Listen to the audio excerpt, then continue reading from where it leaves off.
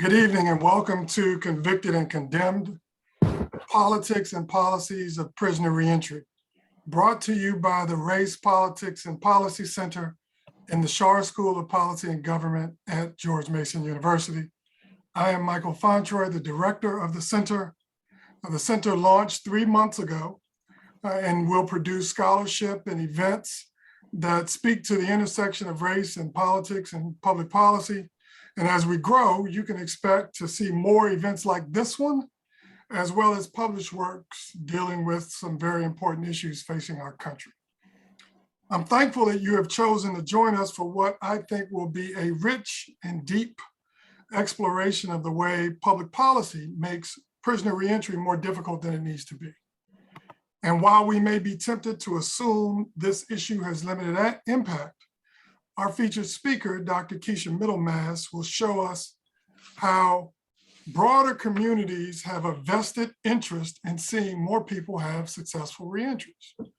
She is one of the leading scholars on prisoner reentry policy. I'm very excited to hear her observations this evening. We will take your questions in the Q&A, not in the chat. We ask that you put the questions in the Q&A, and at the end of the conversation, we will fit those in as we can. I now want to invite my dear colleague here at George Mason University, Dr. Faye Taxman, the founding director of the Center for Advancing Correctional Excellence, to join the conversation and give us a little context on this topic and introduce Dr. Middlemass. Dr. Taxman. Thank you very much. Thank you everyone for joining us tonight. And Dr. Fontroy, thank you very much for inviting me. So I have spent the last 40 years working on the issues related to mass incarceration. And I have to say, in my work, in which I've looked at primarily questions of how do we help people re-enter society and how do we prevent recycling through the beast of the criminal legal system, it wasn't until I read Convicted and Condemned, the Politics and Policies of Prisoner Reentry, that I realized that Dr. Keisha Middlemass had really captured this concept that we don't really recognize, which is something called social disability. And that this concept, which hinders people from really going from what Chad Maruna and others have talked about, a state of condemning themselves to a state of redemption where people can become productive members of society.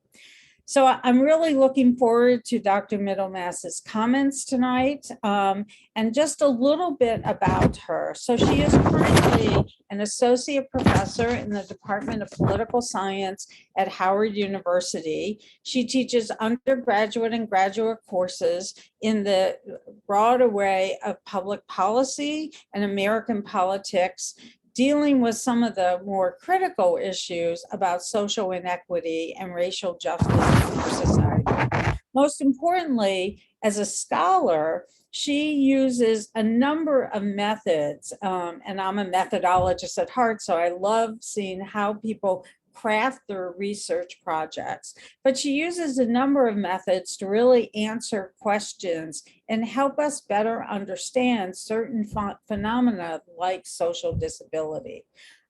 So currently, she is doing work on the area of food insecurity, which, I've commented that in my own work that this is something that we do not understand, but it obviously has some impact on the recycling through the legal system. So I'm very pleased tonight to actually introduce Dr. Middlemass and hear from her in terms of her insights into this huge problem. And just for context, remember, 20% of the American adult population has a legal record. So we are talking about a huge portion of our society. And that actually boils down to about 1 in 3 Black men who are likely to be incarcerated in their lives, 1 in 11 Black women, And then, when we actually look at Hispanics, we are also seeing, elevated rates of involvement in the legal system, as well as poor whites. So this topic is really critical because it isn't really something that's at the fringes of our society. It's now actually quite pervasive. So Dr. Middlemass, I'm going to turn it over to you, and thank you for being here tonight. Thank you for that wonderful welcome, Dr. Taxman and Dr. Fauntroy. Thank you for inviting me to present my research. As Dr. Taxman mentioned, my book, Convicted and Condemned, The Politics and Policies of Prisoner Reentry, that will shape most of my comments tonight, but it is not repeating the book because I add on to it to talk about the specific connection between race and political rhetoric, and then the outcomes of those that are trying to reenter society after serving time in prison. So I'm going to share my screen, and I'm hoping that Zoom will cooperate and let me do this without any problems. And if not, we'll just work around it and make the best of it tonight. All right, so yes, this is who I am, but the Twitter handle, if you want to follow me, I rarely post, but I am active on actually liking people's posts, and I will respond and forward or retweet, things about the criminal justice system, but how everything is related to reentry, and you can actually learn what is going on in real time by following people on Twitter that are actually active in the reentry spaces, and they're bringing these issues to the forefront immediately. So prisoner reentry, it encompasses lots of things. Yes, it's the individual, but you also have to think about public policies. These are just 4 listed. I have highlighted housing because I will give you a specific example of how reentry is so hard when people are unhoused.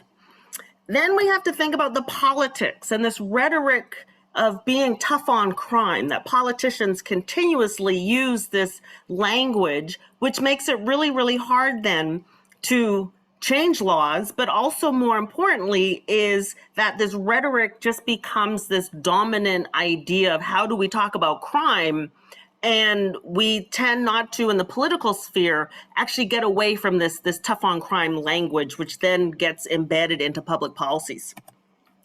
You cannot talk about the criminal justice system, be it at the start and the entry with policing, sentencing and the courts, the actual prison population, and then reentry without thinking about race.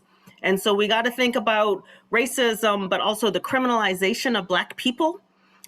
This idea, which goes in with the political rhetoric, this idea that Black people are automatically criminalized, the fear of Black people, and how this then drives police budgets, and it drives people in their voting behaviors.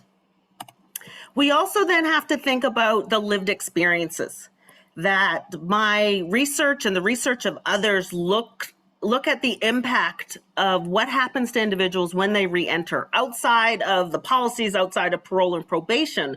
But what are those lived experiences? And emerging research is showing more and more individuals with a record are food insecure.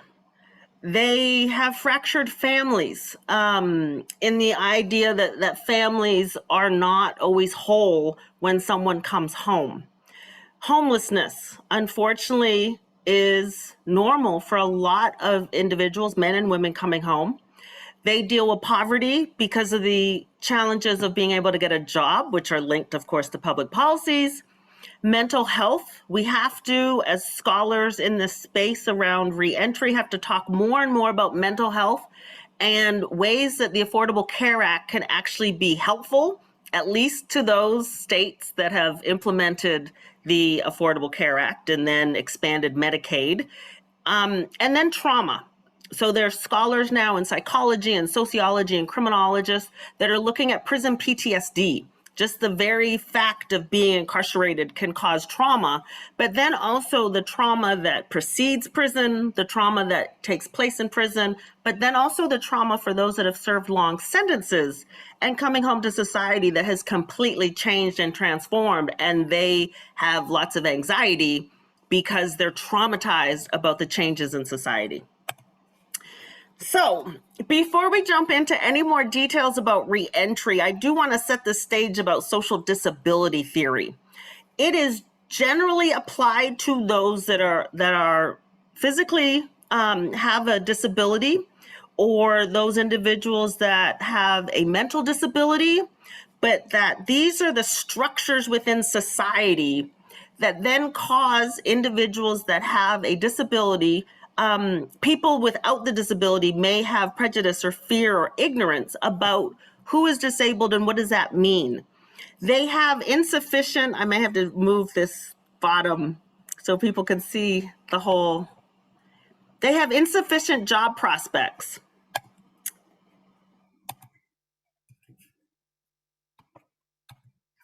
There's restrictive buildings. So think about older buildings on campus that don't have functioning elevators, or they've had to add on to the building an elevator or wide staircases, or remodeling bathrooms so the doors are wider. But you just think, if you are in a wheelchair, how do you navigate spaces? And there's still lots of restrictive buildings across society. Individuals that are disabled tend to be socially isolated. They tend to have limited social networks because, again, the social isolation, insufficient job opportunities, restrictive buildings, they can't just go anywhere they want. We have inflexible employment opportunities pre-COVID. COVID has opened up this whole space of being able to do work from home, as long as you've got a strong internet connection. But this has opened up opportunities for those that may not have had those same job opportunities if they had to physically be in a building. But now they can work at home. So inflexible employment, one good thing out of COVID is that we're learning that multiple people of differing abilities can do jobs. So this whole idea of social disability is people are disabled by society, regardless of what their physical abilities are, that the societal structures may impact them, which then causes poverty. So this is social disability theory. I took this idea and applied it to a felony conviction. So if you think about a felony conviction and you think about the fear and the prejudice people have of individuals that have served time in prison, individuals that come home, if their family is not willing or able to help them, they feel socially isolated. They've got limited social networks because when they've served time in prison, they come home to a community and they have to re-network, but their automatic network is those that have also served time, most often at nonprofit organizations. They have insufficient job prospects because of laws that prevent them from getting a job because of a felony conviction, which means inflexible employment, which means they suffer from poverty. The only thing that they're not affected by is restrictive buildings. But if you just change restrictive buildings to restrictive policies, you can actually see how a felony conviction disables individuals in society. And I'm going to now show you how. But first, some information about reentry and this whole idea of social disability. So the Americans with Disabilities Act literally accommodates lots of physical disabilities. This is a picture of accommodating someone who is blind. The picture on the right-hand side of your screen clearly is not ADA compliant. But this picture on the right is what reentry feels like for so many people, is they cannot pretend the stairs aren't there, but they physically cannot get up that so-called slanted, largely slanted set of walkway. Like if you are in a wheelchair, there's no way you can get up there. This is what reentry looks like when we're thinking about it as a visual aid. Where does reentry happen? So this whole idea of where do they run into these challenges? It happens in rural, suburban, and urban communities. And there's an emerging scholarship about rural reentry because of the lack of this geographical location of reentry organizations and services are usually in main cities. So if you're in a rural community, you automatically now need to have a car. Can you access the driver's license? There are multiple different challenges for those that are in rural communities. And this includes Black people, Native Americans, Latinos, and whites. So I want to discontinue this conversation about, oh, rural communities are sort of where white people live and urban communities are where Black people live. When we're talking about reentry, people of all races live in all these different communities. The majority, however, yes, return to urban communities. Hence, urban communities get the most focus. But what we forget then is regardless of where people re-enter, they re-enter and it becomes a local problem, a local challenge. It is literally focused on that one area or that one community. So who's coming home? 1 in 5 in prison for a drug offense are incarcerated. But over 97% of the imprisoned population are released. Some even argue it's closer to 98%. That means between 650,000 and 750,000 men and women will re-enter every single year. The re-entering population, the majority of them are racial minorities. But when we start looking at percentages, the fastest growing percentage of individuals coming home are Black women. That this group is increasingly were incarcerated and now as a percentage are now coming home at higher rates. So policies, this whole idea of, well, how do policies create homelessness? Well, policies create these legal and social disabilities. They deny individuals with a felony conviction access to public benefits, such as Section 8 or housing vouchers. Or you can think about denying access to TANF, which is traditional welfare, but temporary aid to needy families. They also construct a civil death. So this would be related to voting, where you may be living in the community, but you don't actually have access to all the civil rights, such as voting, that other people that don't have a felony conviction have. So my argument is, without some type of public accommodations, without any type of assistance, it is very hard to re-enter. So here's another display of re-entry as a social disability, that there's no curb ramp. So this is my argument. If there's no actual public accommodations like curb ramps, then it is really, really hard to re-enter. Here's another picture of what a failure for those that are physically disabled. But you could also think of this picture as a way to capture what re-entry is like for individuals if they needed that grab bar. One of my participants, so Dr. Taxman talked about methods. So I did multiple methods to collect this data. I did ethnography. I spent 29 months at a nonprofit organization. I took notes. I interviewed people. Carrie is one of the people that I interviewed. I also ran focus groups, but I also then did policy analysis, and then I layered on individuals' conviction. So when I was talking to Carrie about what the Department of Corrections did for him while he was incarcerated, he made clear, ain't no one getting rehabbed inside prison. So this whole idea of you go to prison and you're rehabilitated is a false claim. In fact, oftentimes prisons are just now warehousing people. So the reentry struggles start as soon as one reenters. It's hard to get a job. It's hard to access educational and vocational programs because so many different organizations use a criminal background check. Criminal background checks now are normal. The Department of Corrections, or the federal level BOP, the Bureau of Prisons, presupposes that families will care for their loved ones. But when I was actually interacting with people, men and women re-entering, some families were unable, but many were also unwilling to help their loved ones. And that means homelessness was normal. When people coming home and reentering society are not able to live with loved ones, with a family member, oftentimes their only then option is to live at a shelter. And some choose then to live on the street. Some choose to go back to maybe not dealing drugs, but being a lookout at the drug house, because that means they have a place to sleep. But this presupposition that families take care of loved ones actually in reality does not take place for everybody. Adults reentering also then remain disconnected from society. And the disconnection could be psychological or physical, but it's this whole idea is how do you reconnect when you don't have a place to live? And these policies, so yes, I haven't talked about specific policies, but policies around housing will worsen racial disparities and inequalities. So you think about the intersection of race and gender.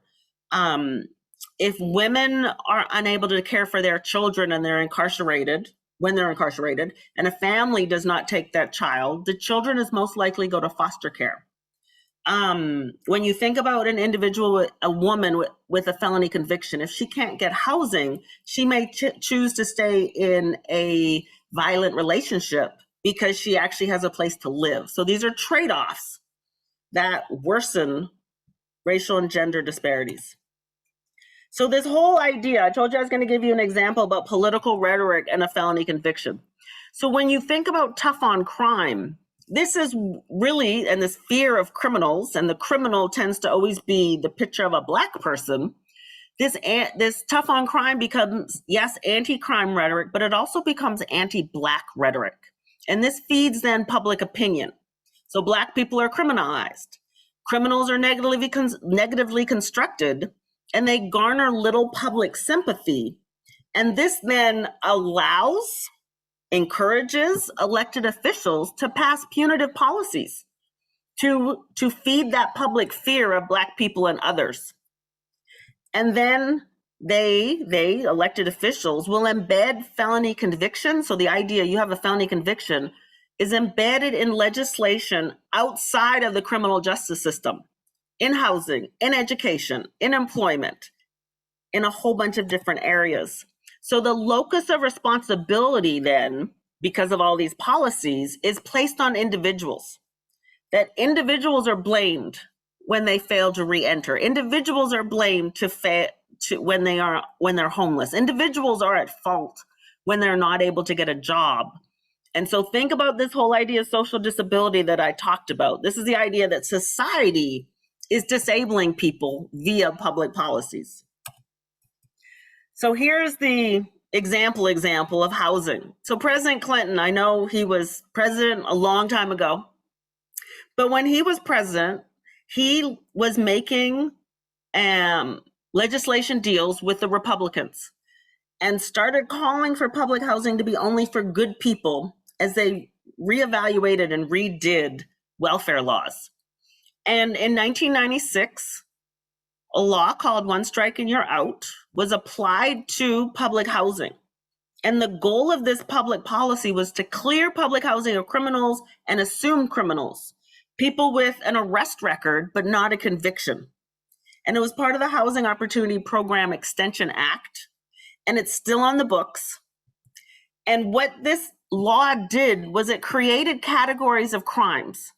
So if you are convicted of a drug crime, there's a time limit set for how long you cannot access public housing. If you are convicted of actually producing drugs in public housing, like meth, then you're banned for life. Most of these crimes were given a time limit since the conviction. Then an individual is eligible for Section 8 housing or housing vouchers. Great.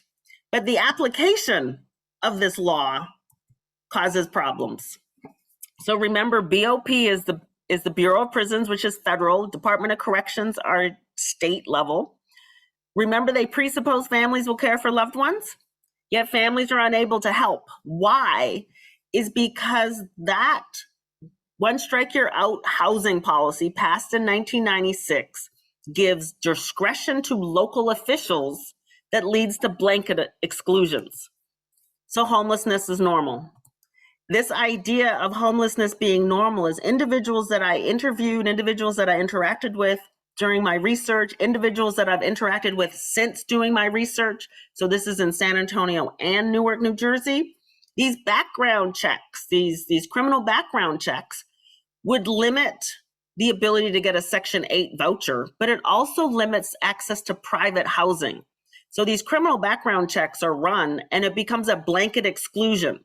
There's no sense of the time limit from their conviction.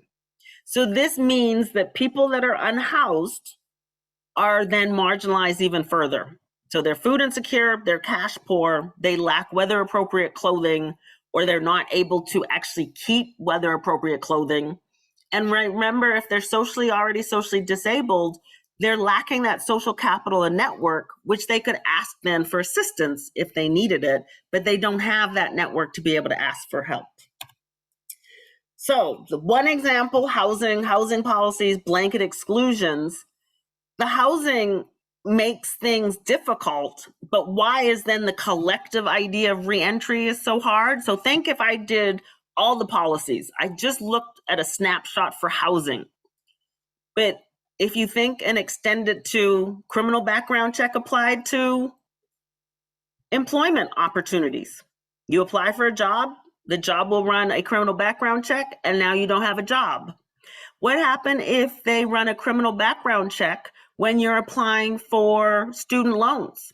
Now, yes, Pell Grants, they're in flux right now. They're literally because of laws passed with the last administration, and now Biden's education department is trying to figure out how to implement and re-implement Pell Grants. But that can still deny people, not maybe the Pell Grant, but universities ask if people have been convicted of a crime. So you start thinking about all the things that matter to be able to be successful: housing, employment, education or vocational training.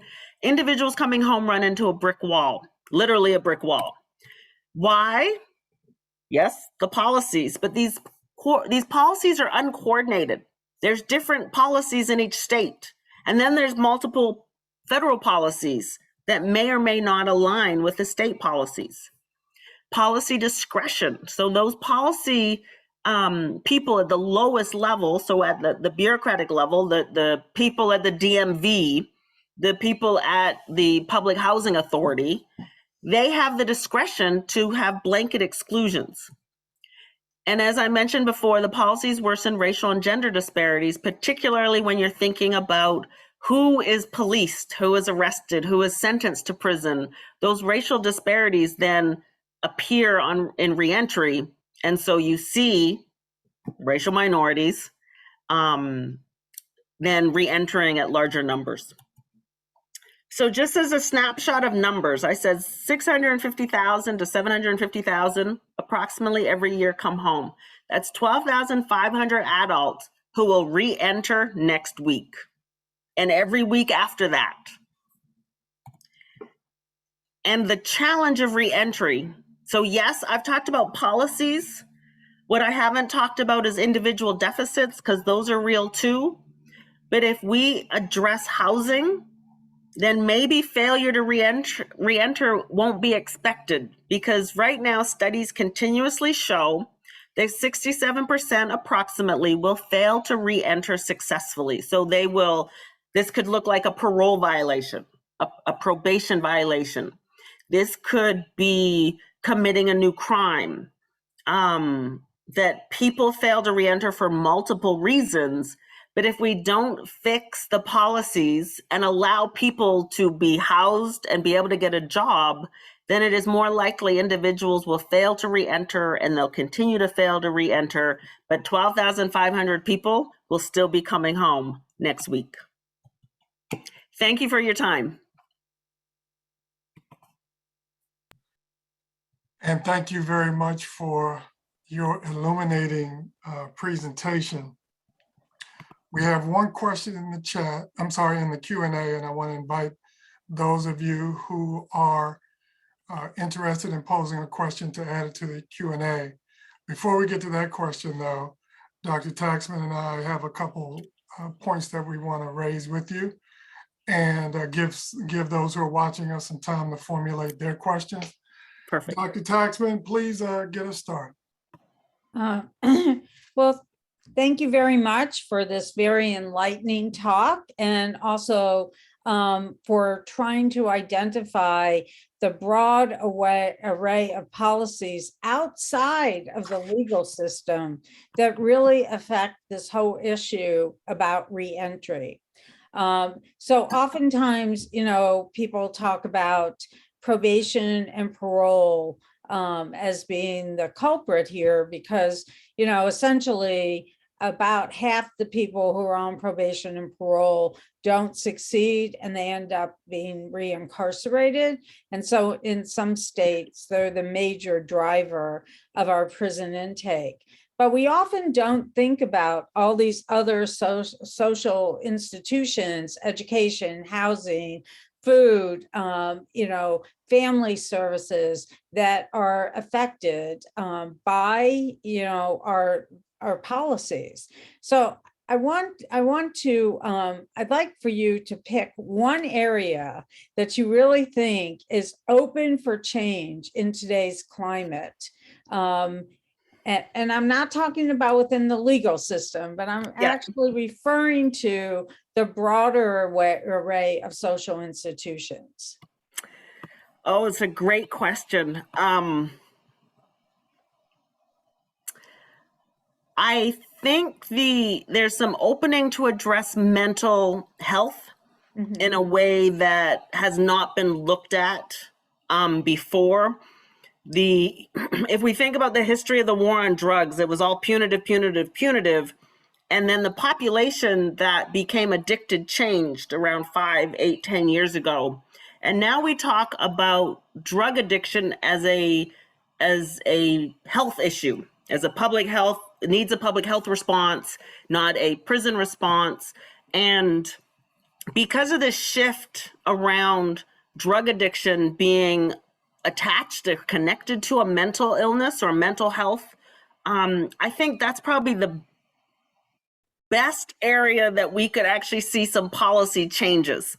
Now, that would be great because, as experts know, like Dr. Taxman, we don't have mental institutions anymore. We don't have mental health hospitals. We don't have a good way to deal with individuals who are mentally ill, and society's response in the United States is to incarcerate people. And so if we're incarcerating less people with mental illnesses and addiction and actually getting them the assistance they need, that would go a long way to reduce the prison population, which then, of course, would reduce those that are reentering.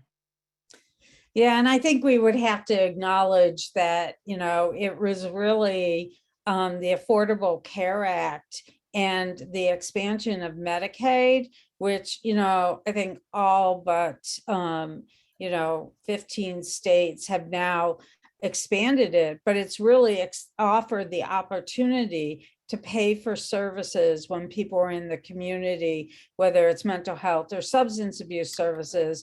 And there is the potential now of what people are calling Medicaid Reentry, which, to be honest, I have a little problem with the way it's being defined, because they want to only offer Medicaid the last 30 days of incarceration.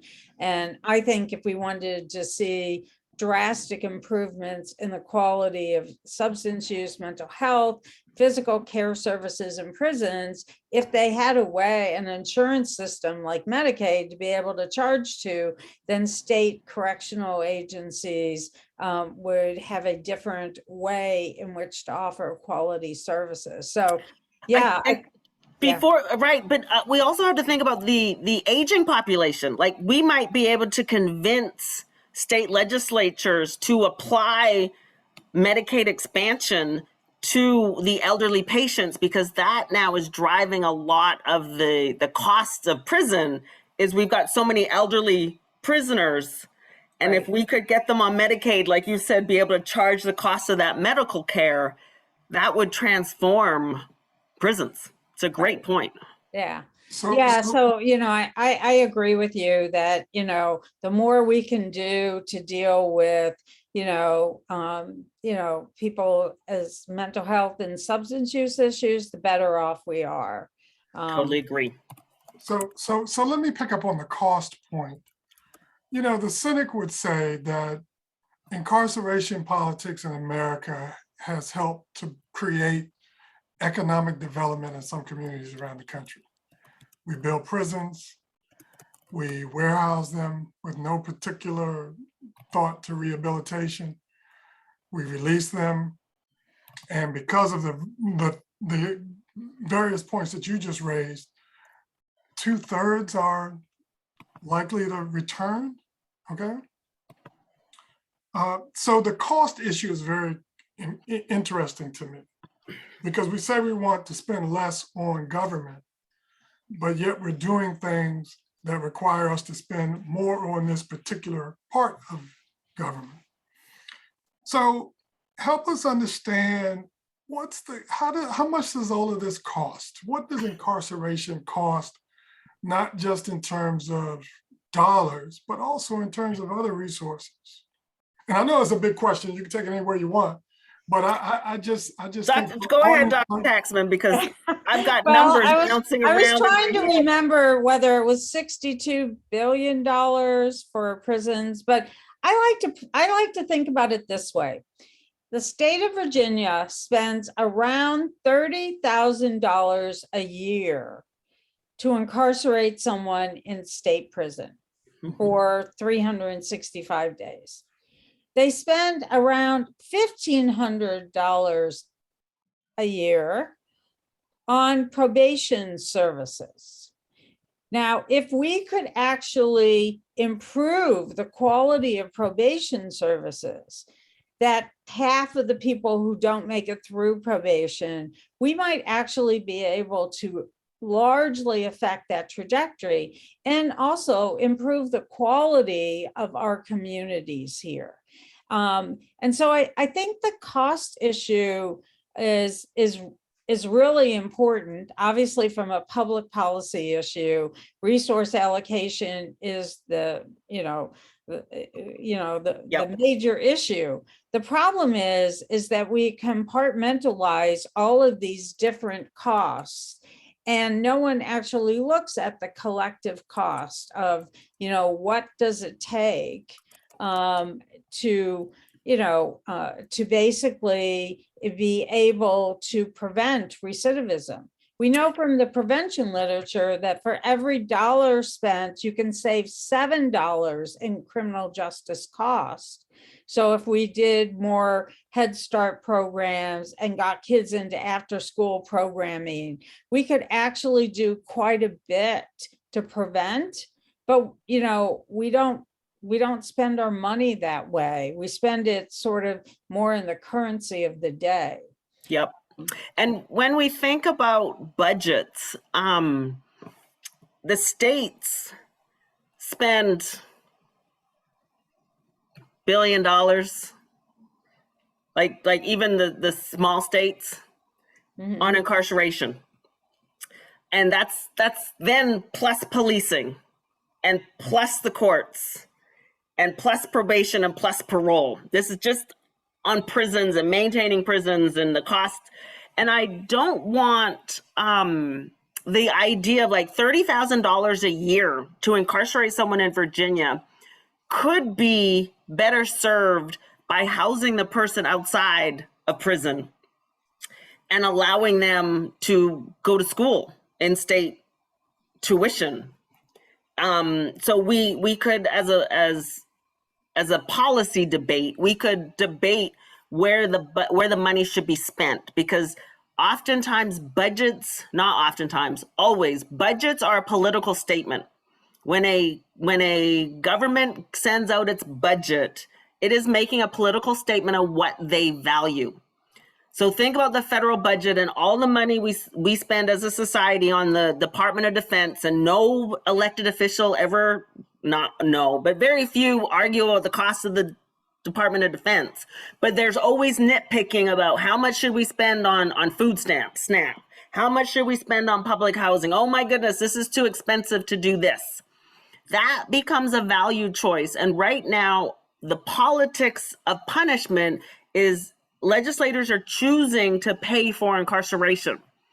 They're choosing then to not fund reentry. So when you start thinking about the actual budget of reentry, parole, probation, and then reentry services for people that are funded by the state, they're very low. Like, someone has tried to actually quantify these, what reentry costs or how much is invested, and there's varying amounts. But if you're only spending $2,000 per person per year on reentry, you're not providing them with the basis to which to get on their feet and go forth and be productive. And I think related to that issue is, when people come out of prison, particularly in the United States, because we are exceptional, we have long sentences. We keep people, anywhere from 3 to 10 times longer than our European colleagues. And so people come out and they really have a void in what they have access to because they haven't been in the community. Mm-hmm. So, there are some thoughts that maybe one of the issues is we should, instead of sort of funding programs, we should give people vouchers. And as vouchers, they can then decide, do I want to spend this on a place to sleep tonight? Do I want to spend this on, getting some help with my mental health issues? Mm-hmm. How do I want to spend it? And to me, those kind of models are really important because we're basically then acknowledging the agency of an individual and the fact that they are able to make decisions that would better themselves. Yep. And our current and help their families. Yeah, and our current their kids system is really designed as much more as the state providing services instead of the person dealing with their survival needs. Yep. Yep, totally agree. Dr. Fontroy? Yeah, let me move the conversation a little bit. We have a number of questions, and there's no way we're going to be able to get to them all, but this is a great problem to have. Before I start those questions, I want to circle back to something you mentioned earlier in response to one of our questions. And I'm really interested in learning a little more about some of the mental health challenges that face those who are trying to re-enter. The world has changed so much. You talk about trauma. If you were incarcerated 30 years ago, in 1992, and you're just getting out on February 24th, tomorrow of 2022, just imagine all of the things that are different compared to when you went in. I can only imagine how traumatizing and scary that can be. Yep. But I'm sure there are a lot of other examples that I'm missing. So can you talk a little bit about that? When I interacted with individuals, I would walk with them, particularly when they're newly home. I would walk with them to the Penn Station Newark train station. If you've ever not been to Penn Station, it's like our Union Station in DC. It is a large transportation hub, buses, trains, Amtrak, local. It's got all kinds of transportation. And we would just walk around that because being incarcerated, you are in a confined space, not just your cell all the time, but you're in a confined space, and being out then in society, it is loud, it is noisy. People are wearing different clothes. They might be yelling at each other, but not in an angry way. They're just making noises. There's music, there's bright lights. And this would actually cause individuals to have anxiety attacks, just all that. So we would walk in and then I would look at them and I would escort them back out. And then they would sort of get their comfort level. But some of this trauma is, and I'm going to focus on the individual. So when you're incarcerated, you are rarely in a moving vehicle. When people come home, they are then motion sick when they're in a moving vehicle, because they may not have been in a moving vehicle for 10 or 12 years, or so rarely because they're transferred from one prison to another on a bus. And so they're so rarely in a moving vehicle. They talk to me about being like they're being sick, that they didn't want to insult people driving them to go do stuff, but they literally felt physically ill. And they were like, I was motion sickness and I didn't know what was happening because they'd been incarcerated for so long. And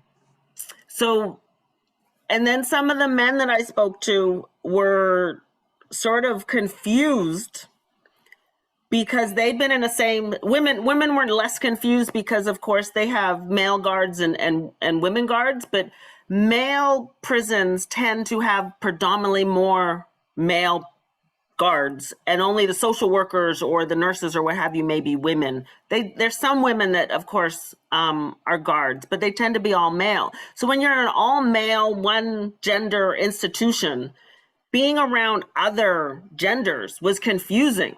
Like they were like, oh my goodness, I don't even know what to do. And so it's those little things that you don't even think about on those first few weeks home can be really, really challenging. And you can only get through it by being in the world, being out in society, going into Target and getting assaulted by the smells, the noise, the colors, the lights.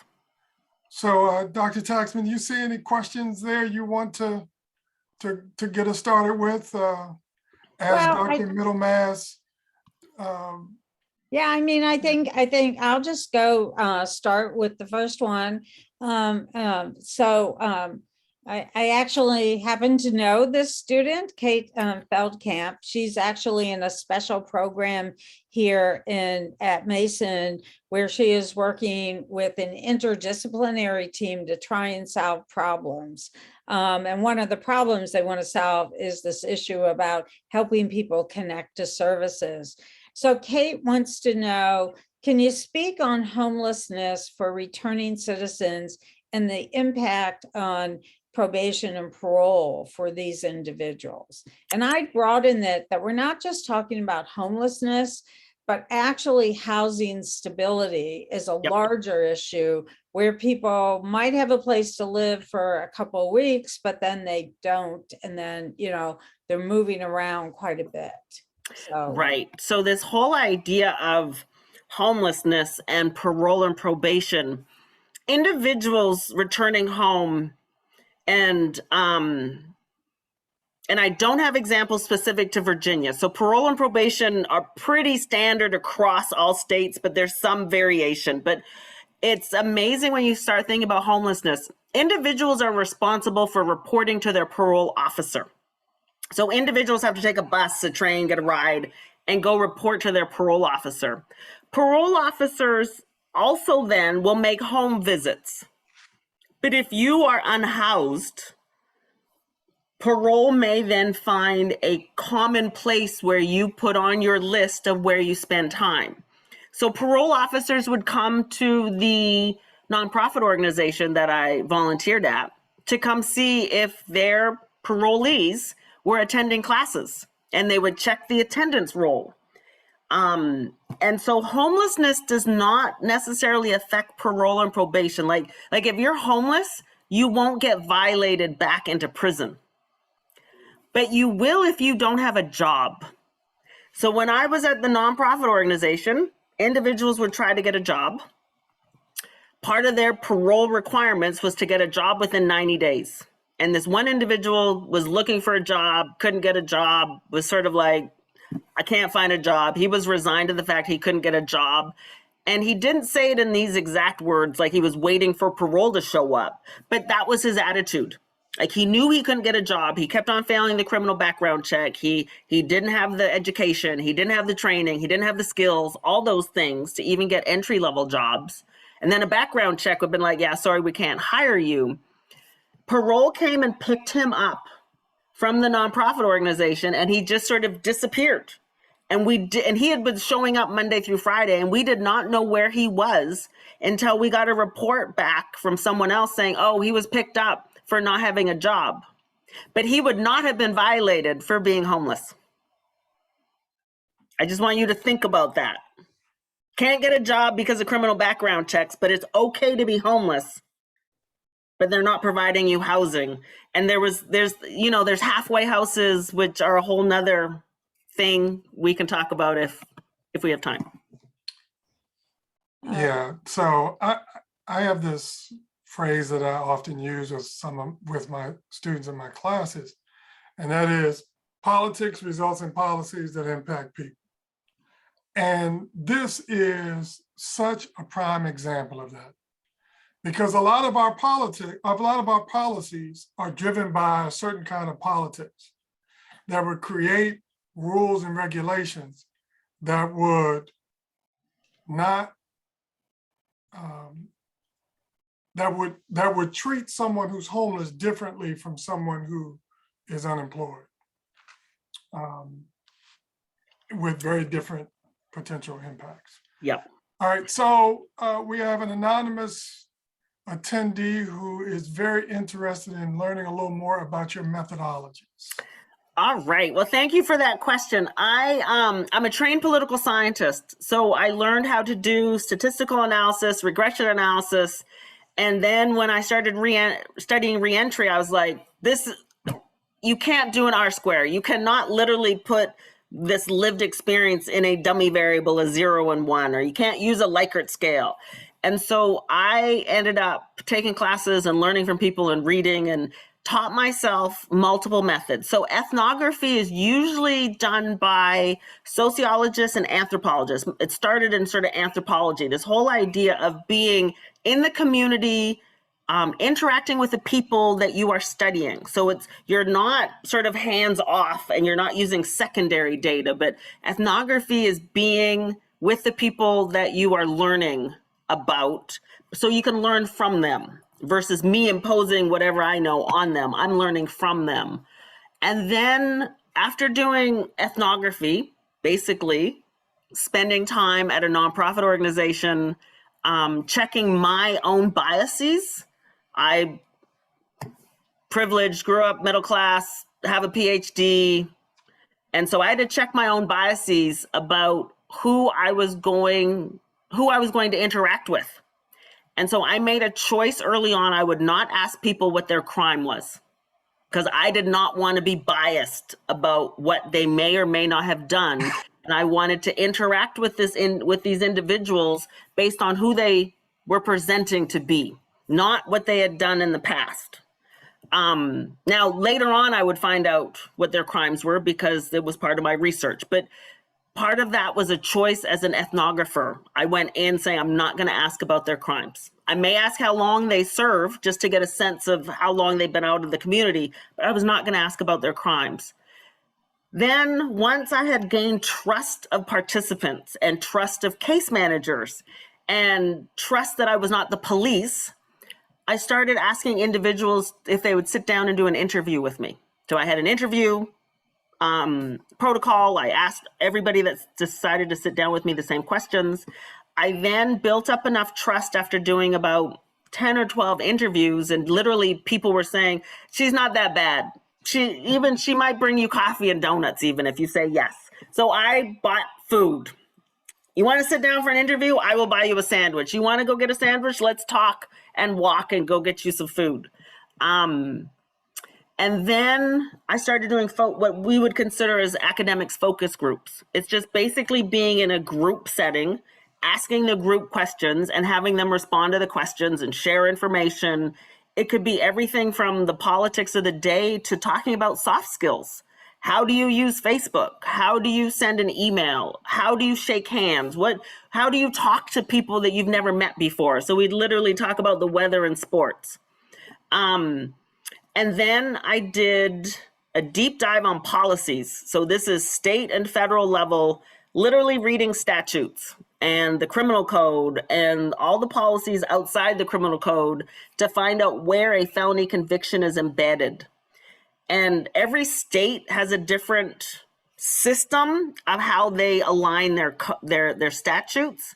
So you can't just put felony conviction or felony and do a Google search of a state statutes, because what comes up is everything in the criminal code. So I had to go through each code online to try to find what restricted individuals from a felony conviction, because oftentimes state statutes don't say felony conviction prevents you from doing this.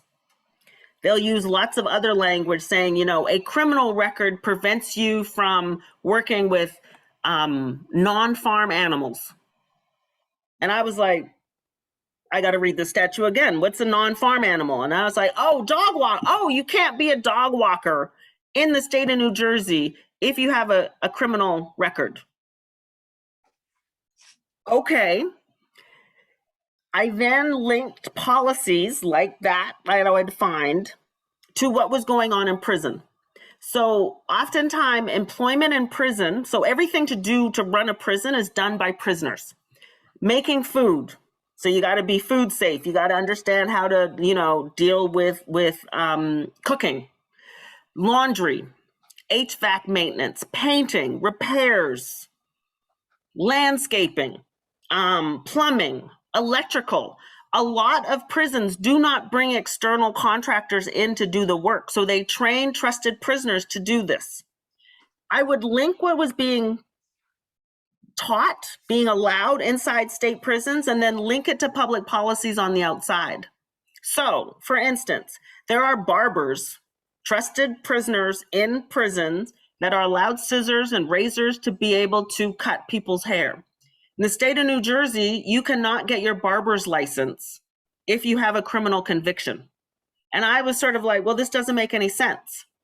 Some of you may have heard about firefighters recently in California, that California just changed its laws where trained firefighters, trained by California Firefighters Association experts who were incarcerated.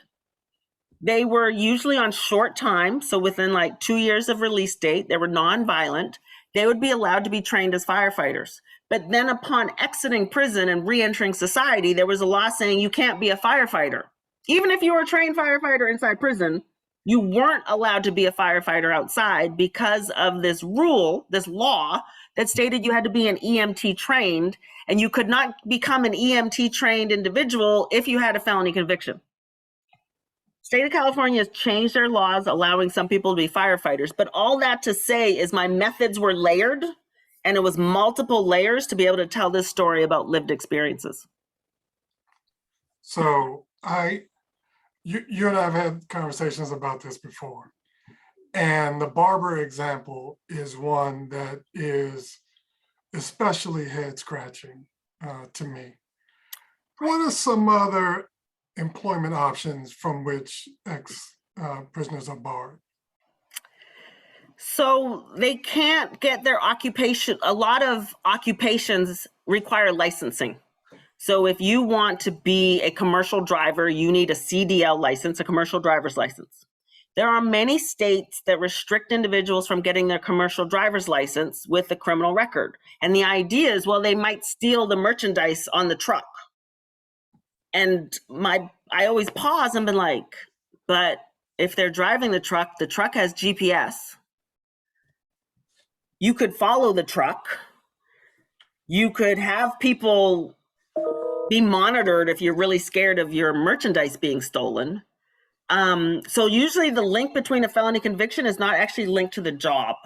Another type of, here's the thing is most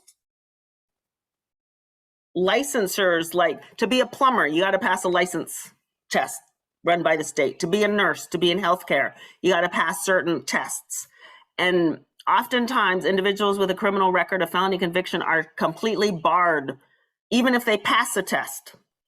I know, and I've interviewed an individual who was a nurse prior to her conviction. She was addicted to drugs.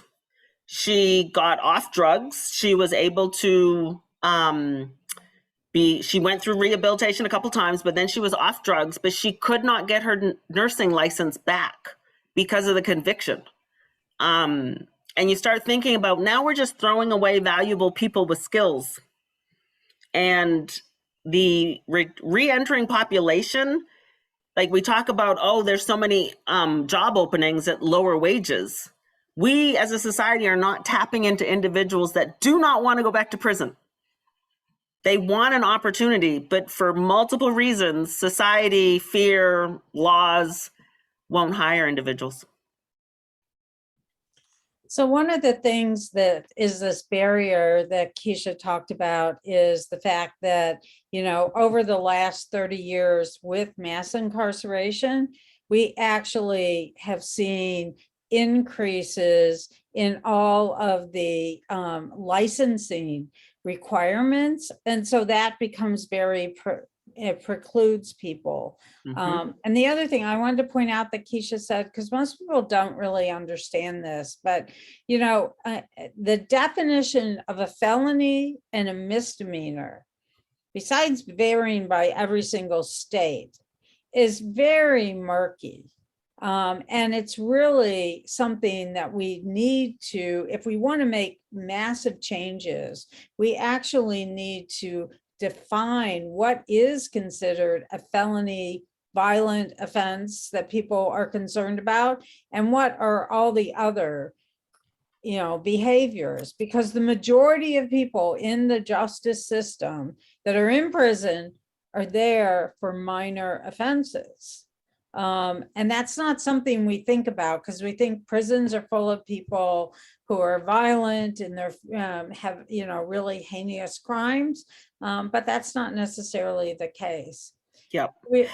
And re-entry is different. There's studies that show that someone who has committed a murder is more likely to be successful and never commit another murder.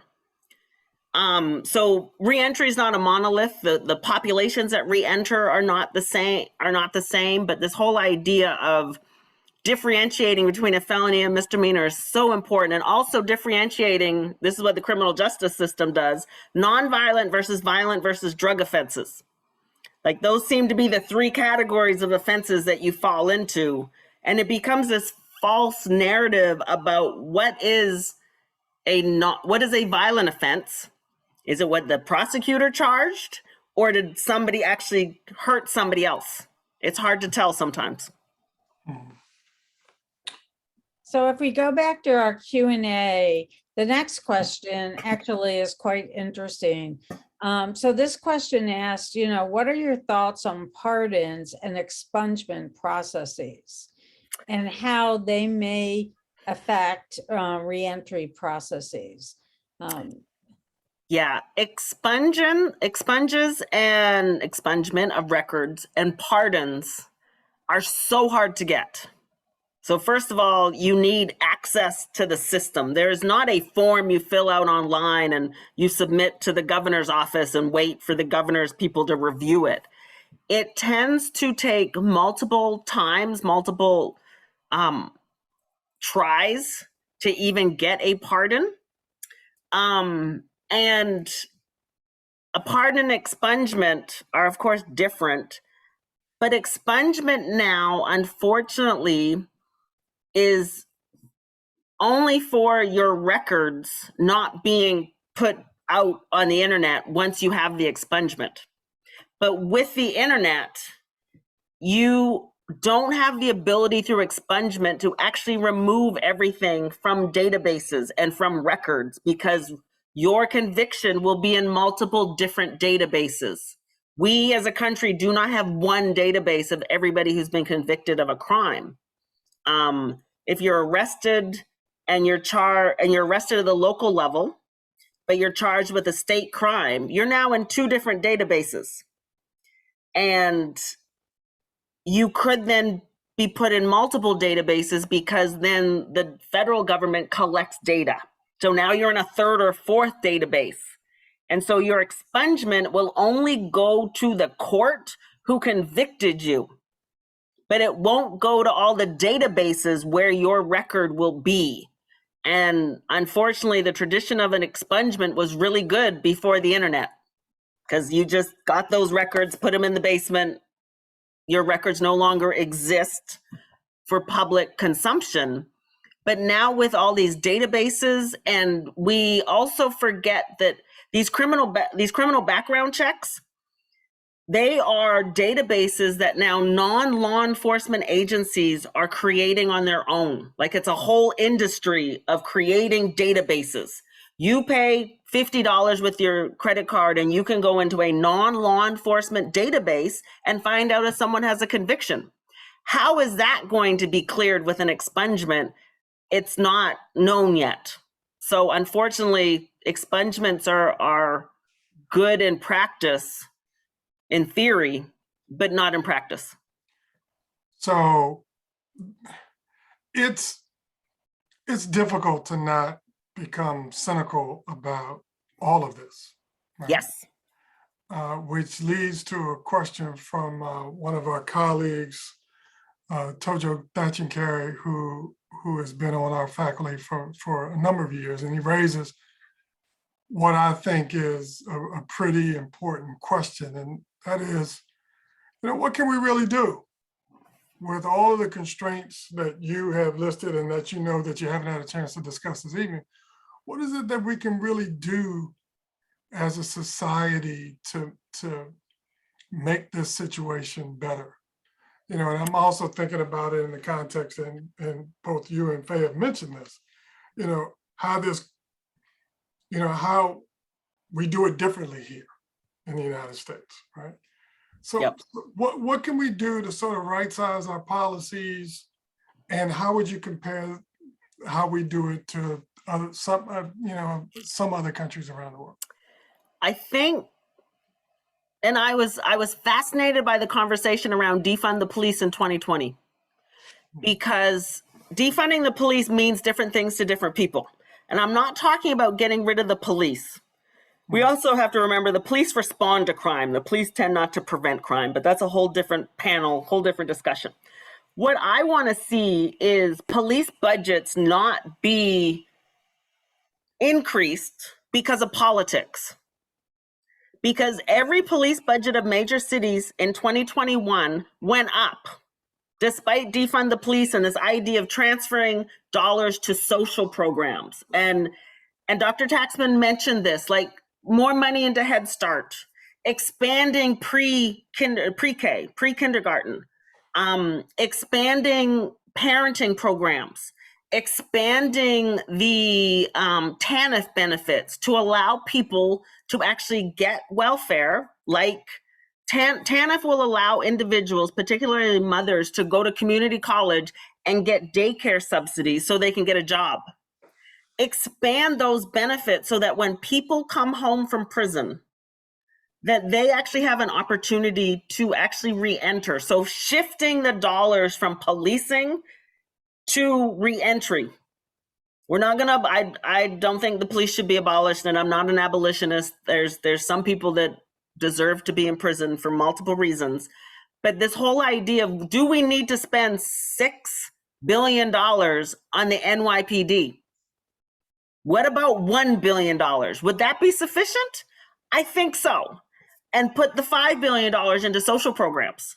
But these are, again, political questions. And so, yes, it's absolutely daunting to think about all these things, but I do this work, and others like me, Dr. Taxman, we care about people's lived experiences. We want to change the system. And the only way to change the system is continue to educate people. Go to your city council budget meetings and ask them, why are you funding the police to this extent? Why aren't we funding homelessness? So it's this whole idea of connecting policies to lived experiences. And if we can move the money around, then we as a society have a better opportunity to lift those that are least fortunate. So I actually think one thing, though, that needs to be done is actually something all of us can do. So, we often think people who are involved in the legal system are other people, right? They're, but if we, and that's why, I mentioned the fact that over 20% of the American population has been involved in the criminal legal system, because that means that's 1 in 5. That means you go to, campus and, and I've actually done this in my classes, ask people how many people have ever been arrested or know someone. And, you get half the class, if not more, raising their hands. So I think what we need to begin with, though, is a value clarification. And that value clarification has to do with accepting that people who have such experiences shouldn't have to continuously pay the price for what they did at whatever period of time. So a little bit of grace here, a little bit of redemption here, but realizing that people make mistakes, and some people, when they make mistakes, end up in the legal system, and some people don't. And the reason I think that we all, citizens, everyday people, have to readjust our own values is because unless we do that, we're always going to be going up a big hill with politicians. Because it's seen as, well, that's just, you folks. But if we got the majority of communities to really support this notion that people who are had legal involvement need to have the same benefits as other people, I think we potentially, could have it could deal with sort of one of the issues Tojo mentioned, which is the dauntingness of this whole system and how overwhelming it is to think about all these different issues that need correction.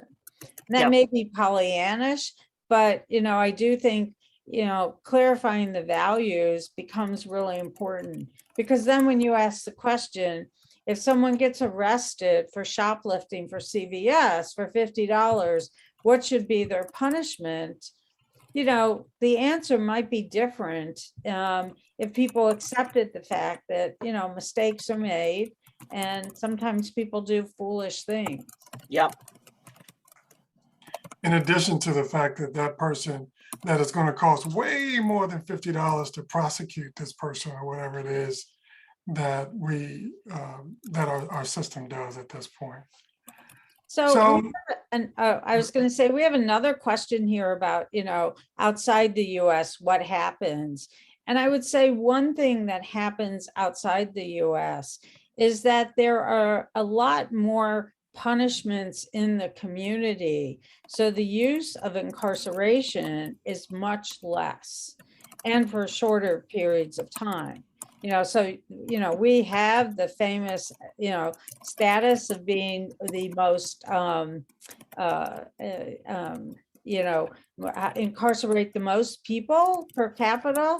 And that's because other countries use a number of different other mechanisms for dealing with that person at CVS. They'll use a day fine system, or in Germany, they use actually financial fines. A lot, in the United States, if you get convicted of drunk driving, you're going to get a $300 fine typically, have your license suspended for 6 to 9 months, and then go to drug alcohol education. In Germany, you pay $5,000 for the first one. For the second one, I think it's 10,000. And I think the third one, it's up to 25,000. So, we have limits on how we think about our punishment system. So we are, we're going to wrap this up in a few minutes. We have tons of questions that we're not going to be able to get to. We're going to get to 1 or 2 of those, but I'm going to squeeze in one that I have that has been fascinating, that's been sort of bouncing around my head as I think about what you did with your book, Convicted and Condemned.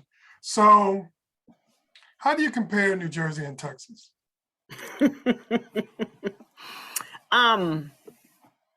New Jersey's sentencing is more racist. Mm-hmm. Who knew?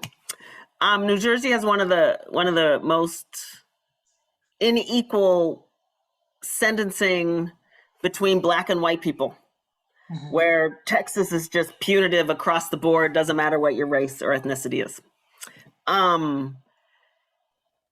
Texas has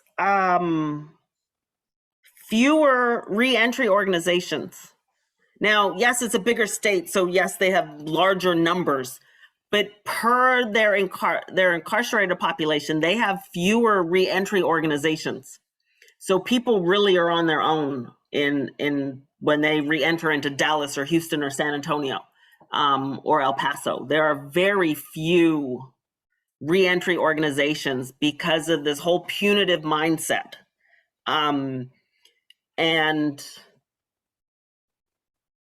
the resources means that people really struggle with food insecurity and homelessness in a way in Texas that they don't in New Jersey. I'm not saying people are more successful in New Jersey, but at least there's the resources in Newark, and they're both mostly based in Newark. So people reentering in New Jersey flock to Newark. So there's this concentration of reentry organizations, and they are concentrated and differentiated between genders. So New Jersey does a really good job of having gendered focused reentry organizations for women and mothering and renegotiating family relationships so they can then get access to their kids. Texas is less developed in the whole reentry space. Some people are doing some great things, but it's less developed. Okay. But Texas has also taken, like Texas has, it's interesting, Texas has a formal prison system, and then they have a sort of informal prison system, which is their residential treatment systems.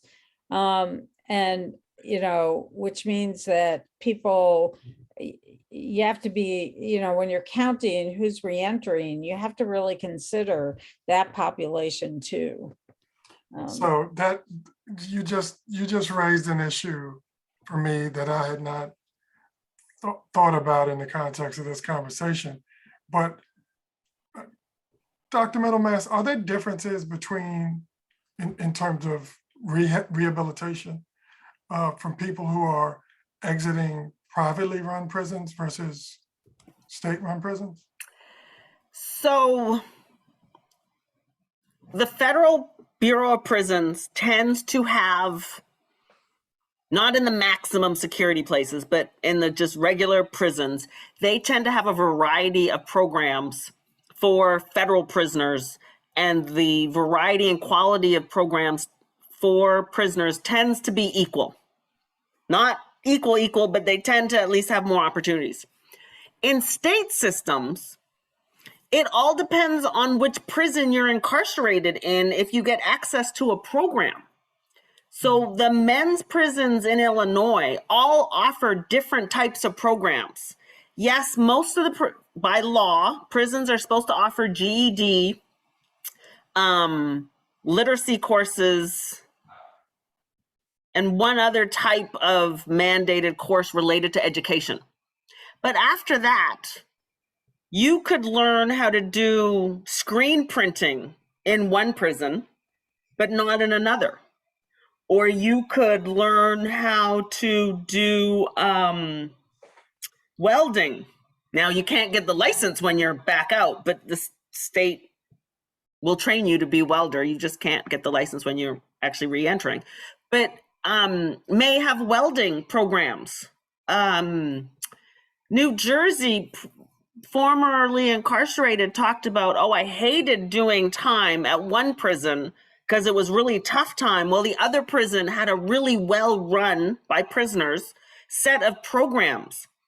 So they're like, yeah, I went through like the same program on anger management like 3 times, but guess what? It was something that I could do on a regular basis. Every week I could go to this anger management class, and courses were organized and they were run by, you know, lifers or those that are doing long sentences. But the fact is they were well organized. But this other prison, there were no programs. I was just trying not to get in a fight every day.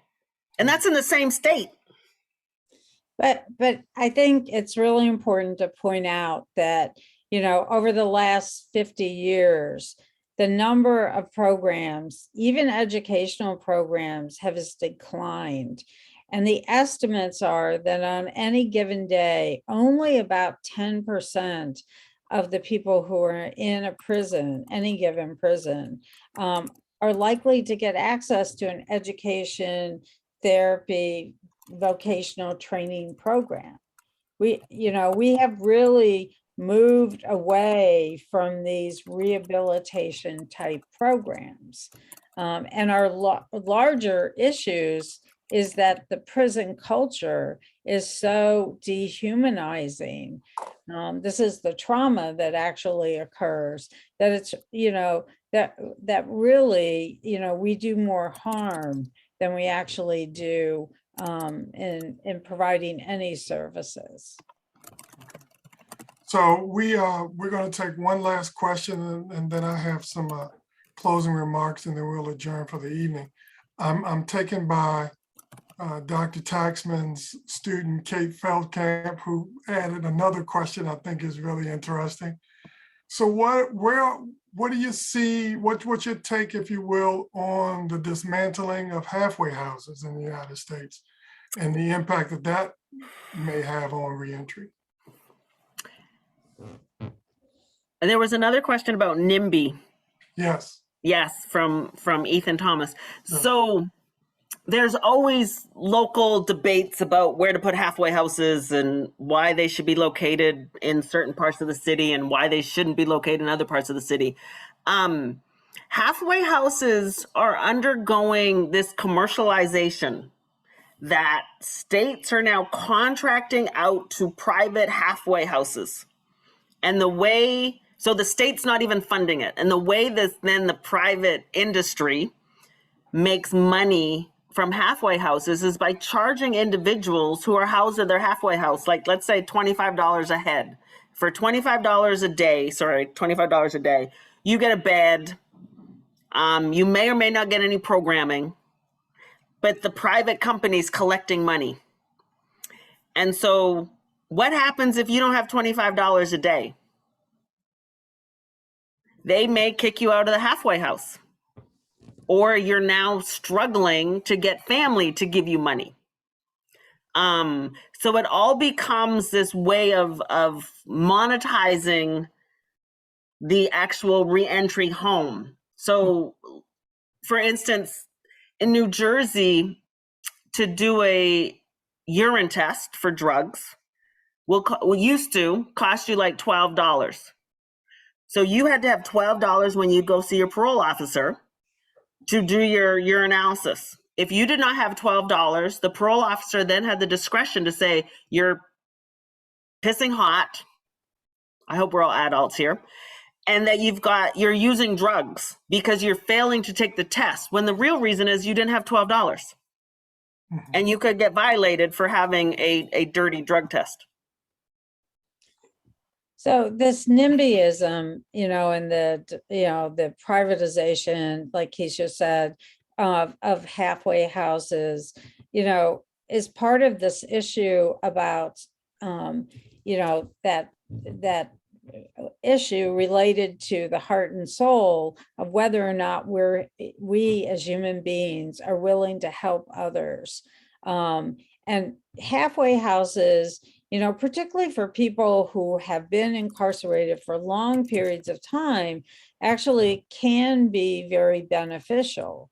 Unfortunately, they need really good regulations, and there's states like Ohio, which has put in place some really great regulations so that they're high quality institutions or facilities that actually help people facilitate getting a job, becoming stabilized in the communities, making connections with their families, continuing in treatment programs, So, one of our challenges is really, again, this issue about whether we're going to other this 20% of the population, or we're going to come to terms with the fact that we have to really think about, how we can help our neighbor who's going through whatever, situation brought them into the legal system. And you just hit on a concern I have about, sort of fundamental humanity and what it means to live in a community and be concerned about others. We seem to be getting farther away from that than the rhetoric of being a Christian country. What does forgiveness and second chances look like, and who are second chances afforded? right. I'm always asking in my head, will I do this work? Yeah. So on that note, I want to thank you, Dr. Keisha Middlemass, and thank you, Dr. Faye Taxman, for helping to deepen and enrich this first event of the Race Politics and Policy Center at George Mason University. I thank you both. And for those of you who have hung in with us until the end, I just want to let you know that about 2 other events that we have scheduled this spring. Registration links for all of our events can be found on our website, rppc.char, that's schar.gmu.edu, rppc.char.gmu.edu. On Monday, April 4th, we're going to welcome Professor Tony Affine of Providence College. He is one of America's foremost scholars at the intersection of Latino politics and helping us all understand that. He's going to do an in-person event on April 4th. And so we're going to begin to spread the word on that. He's going to give us some insight and as we get closer to Election Day, put some things on our mind to consider. And then on Thursday, April 14th, Professor Cornell West of Union Theological Seminary is going to join us in person. He and I are going to sit on the stage, and I'm going to do as much as I can to ask him the most provocative questions I can come up with. He's going to share his observations on a range of topics. And so everybody's invited. These events are open to the George Mason University community and the community at large. The Race Politics and Policy Center is intended in part to build some bridges between the university community and the community at large that is interested in these kinds of issues. And so with that, I want to bid you all a good night. Thank you all again, Dr. Middlemass and Dr. Taxman, for joining us. And before I go, I know that this can't happen without April Grayson. And I want to thank you, April, for helping us organize this and get this started. So good night, everybody. Thank you all, and we'll see you next time. Thank you, Dr. Fontroy.